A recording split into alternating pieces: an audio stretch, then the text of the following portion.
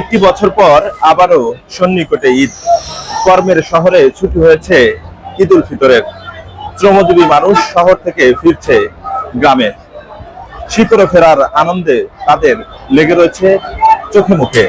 আমি এই মুহূর্তে দাঁড়িয়ে রয়েছি গাজীপুরের চন্দ্রা এলাকায়, যেটিকে বলা হয় উত্তরবঙ্গের প্রবেশদ্বার খ্যাত। এই মহাসড়কটি দিয়ে, অর্থাৎ এই চন্দ্রা তিমুর দিয়ে কিন্তু উত্তরবঙ্গের প্রায় 20 থেকে 22টি জেলার মানুষ চলাচল করে।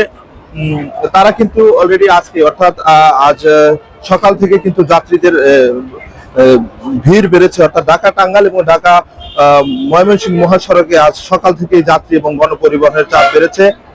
যানজট না থাকলেও অত্যন্ত ধীর গতিতে যানবাহন চলাচল করছে। অর্থাৎ আজ দুপুরের পর 25% পোশাক কারখানা ছুটি হবে এবং তারপর থেকে কিন্তু মহাসড়কে আরো বাড়তি চাপের আশঙ্কা করা হচ্ছে। এদিকে নিরাপত্তা জোরদার করার জন্য কিন্তু গাজীপুরের 2 মহাসড়কের বিভিন্ন পয়েন্টে 4 শতাধিক অতিরিক্ত পুলিশ মোতায়েন করা রয়েছে।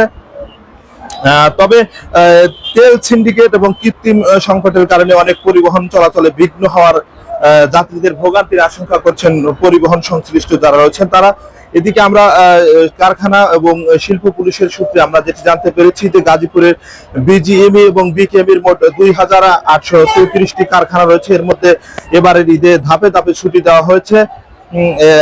মোটামুটি গতকালকে 81টি কারখানা ছুটি হয়েছে। এছাড়াও অন্যান্য কারখানাগুলোতে ছুটি দেওয়া হয়েছে। অর্থাৎ সোমবারে ছুটি হয়েছে, আজ মঙ্গলবারে 444টি কারখানা ছুটি হবে। বুধবার অর্থাৎ আগামীকাল প্রায় 1500 কারখানা ছুটি হবে এবং সর্বশেষ বৃহস্পতিবারে কিন্তু 1000 কারখানা ছুটি হবে।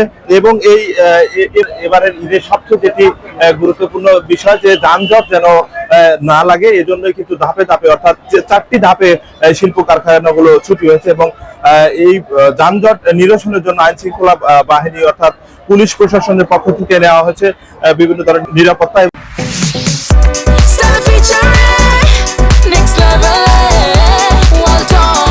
Side by side fridge